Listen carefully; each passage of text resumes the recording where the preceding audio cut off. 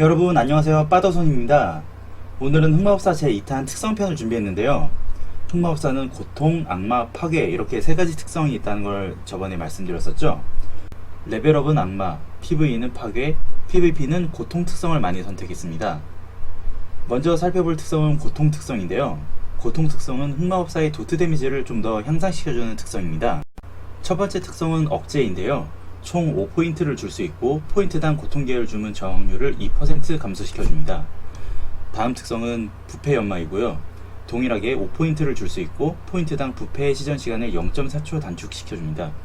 부패는 총 2초의 시전 시간을 갖고 있으니 마스터하게 되면 부패가 즉시 시전으로 바뀌게 됩니다. 두 번째 줄은 고통에 총 5포인트를 투자해야 특성을 띄울 수 있는데요. 무력화 저주 연마는 총 3포인트를 줄 수 있고 포인트당 무력화 저주 효과가 6%만큼 증가합니다. 영혼흡수 연마는 총 2포인트를 줄 수 있고 포인트당 50%의 확률로 영혼흡수 중 대상이 사망하면 만화를 회복합니다. 세 번째는 생명력 전환 연마로 총 2포인트를 줄 수 있고 포인트당 생명력 전환으로 얻는 만화가 10%만큼 증가합니다. 두 번째 줄 마지막 특성은 생명력 흡수 연마입니다. 총 5포인트를 줄 수 있고 포인트당 생명력 흡수로 얻는 생명력이 2%만큼 증가합니다. 세 번째 줄은 고통에 총 10포인트를 투자할 특성이 열립니다. 고통의 저주 연마는 총 3포인트를 투자할 수 있고 포인트당 고통의 저주 데미지가 2%만큼 증가합니다. 두 번째는 마의 정신 집중인데요. 총 5포인트를 투자할 수 있고 포인트당 14%의 확률로 흡수류 스킬 시전 방해를 받지 않습니다. 다음은 저주 중폭입니다. 1포인트만 줄 수 있는 특성으로 포인트를 주게 되면 3분의 재사용 대기 시간을 갖는 스킬을 배우게 됩니다. 저주 중폭을 사용하고 무력화 저주, 고통의 저주, 피로의 저주를 사용하면 30초간 저주의 효과가 향상됩니다. 네 번째 줄은 고통에 총 15포인트를 투자해 찍을 수 있습니다. 내용의 테두리는 포인트당 고통 계열 주문의 사정거래가 10%만큼 증가합니다. 다음은 일몰인데요. 총 2포인트를 투자할 수 있고 포인트당 2% 확률로 부패, 생명력 흡수로 피해를 입히면 어둠의 화살을 직시전으로 사용할 수 있습니다. 마지막은 만화 흡수 연마입니다. 총 2포인트를 투자할 수 있고 포인트당 흡수한 만화의 15%만큼 피해를 줍니다. 다섯 번째 줄은 고통에 총 20포인트를 투자해야 합니다. 생명력 착취는 포인트 투자 시 대상의 생명력을 흡수할 수 있는 도트 스킬을 얻게 됩니다. 다음은 피로의 저주인데 선행 특성으로 저주 증폭이 있습니다. 15초간 대상의 이동 속도를 저하시키는 저주를 배웁니다. 마지막으로 피로의 저주 연마입니다.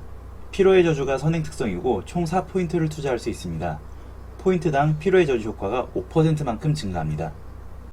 여섯 번째 줄은 고통에 총 25포인트를 투자하고 선행 특성으로 생명력 착취를 찍어야 합니다. 총 5포인트를 투자할 수 있고 포인트당 암흑계열 피해와 흡수되는 체력이 2%만큼 증가합니다. 마지막 일곱 번째 줄은 고통에 총 30포인트를 투자해야 합니다. 암흑의 계약은 소환수에게 만화를 흡수할 수 있는 스킬입니다. 두 번째로 살펴볼 특성은 악마입니다. 악마 특성은 주로 소환수와 연관이 있는 특성인데요.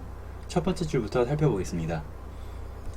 생명석 연마는 총 2포인트를 투자할 수 있고 포인트당 생명석 효과가 10%만큼 증가합니다. 인프 연마는 총 3포인트를 투자할 수 있고 인프 스킬을 10% 향상시킵니다. 악마의 은총은 총 5포인트를 투자할 수 있고 포인트당 체력 3% 증가, 정신력이 1% 감소합니다. 두 번째 줄입니다. 생명력 집중 연마는 총 2포인트를 투자할 수 있고 포인트당 생명력 집중 효과가 10%만큼 증가합니다.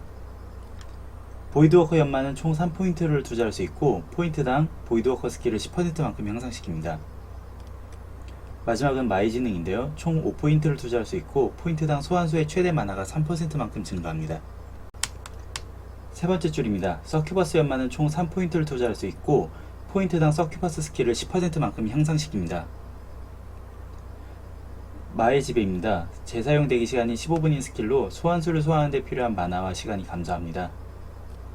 세 번째는 마의 체력인데요. 총 5포인트를 투자할 수 있고 포인트당 소환수의 체력이 3%만큼 증가합니다. 네 번째 줄입니다. 소환에 대가는 마의 지배가 선행 스킬인데요. 총 2포인트를 투자할 수 있고 포인트당 소환수 소환의 시전시간이 2초, 만화가 20%만큼 감소합니다. 다음은 부정의 힘입니다. 총 5포인트를 투자할 수 있고 포인트당 소환수의 근접 공격력이 4%만큼 증가합니다.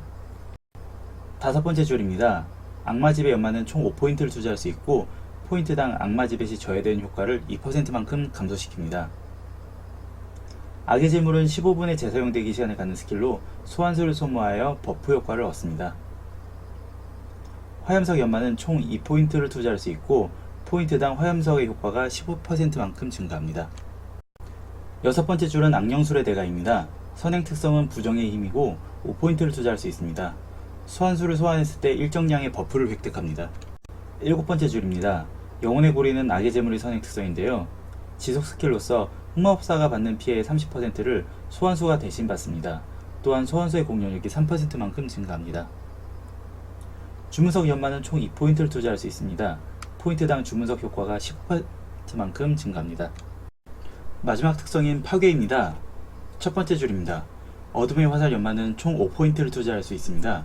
포인트당 어둠의 화살이 치명타로 적중하면 받는 암흑 피해를 4%만큼 증가시키는 버프를 생성합니다. 제압은 총 5포인트를 투자할 수 있습니다. 포인트당 파괴 계열 만화 소비량을 1%만큼 감소시킵니다. 두 번째 줄입니다. 파멸은 총 5포인트를 투자할 수 있고 파괴 계열 주문의 시전 시간을 감소시킵니다. 재앙의 여파는 총 5포인트를 투자할 수 있고 포인트당 파괴 계열 주문 사용 시 2% 확률로 대상을 멍해지게 만듭니다. 세 번째 줄입니다. 불화살 연마는 총 2포인트를 투자할 수 있고 포인트당 인프의 불화살 시전 시간이 0.5초만큼 감소합니다. 고통의 채찍 연마는 총 2포인트를 투자할 수 있고 포인트당 고통의 채찍 쿨타임을 3초만큼 감소시킵니다. 황폐는 총 5포인트를 투자할 수 있고 포인트당 파괴 주문 극대화 확률을 1%만큼 증가시킵니다. 어둠의 연소는 15초의 재사용 대기 시간을 갖는 스킬로 영혼의 조각을 소모하는 강력한 스킬입니다. 네 번째 줄입니다. 격렬은 2포인트를 투자할 수 있고 포인트당 35% 확률로 해당 스킬의 시전 방해를 받지 않습니다. 파괴의 테두리는 2포인트를 투자할 수 있고 포인트당 파괴 주문의 사정거리가 10%만큼 증가합니다. 불타는 고통은 총 5포인트를 투자할 수 있고 포인트당 불타는 고통 극대화 확률이 2%만큼 증가합니다. 다섯 번째 줄입니다. 화염 파열은 격렬의 선행 특성입니다. 총 2포인트를 투자할 수 있고 포인트당 13%의 확률로 해당 스킬 사용 시 대상을 기절시킵니다. 재물 연마는 총 5포인트를 투자할 수 있고 포인트당 재물의 피해가 5%만큼 증가합니다. 붕괴는 1포인트를 투자할 수 있고 파괴 주문이 극대화로 작용하면 피해가 100%만큼 증가합니다. 여섯 번째 줄은 불보라로 총 5포인트를 투자할 수 있고 포인트당 화염 계열의 주문 공격력이 2%만큼 증가합니다. 첫 번째 편 흑마법사의 스킬에 이어 오늘 특성까지 알아보았습니다. 이외에도 궁금한 점을 댓글로 달아주시면 제가 답변해 드리도록 하겠습니다. 그럼 다음엔 호드의 창이라고 불리는 주술사로 찾아뵙겠습니다. 구독, 좋아요 많이 눌러주세요.